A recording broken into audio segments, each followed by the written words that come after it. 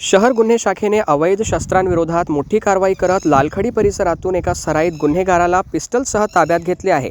गुप्त माहितीच्या आधारे राबविण्यात आलेल्या या कारवाईत आरोपीकडून लोखंडी पिस्टल, मॅगझीन आणि एक जिवंत काडतूस असा सुमारे 32,000 रुपयांचा मुद्देमाल जप्त करण्यात आला आहे।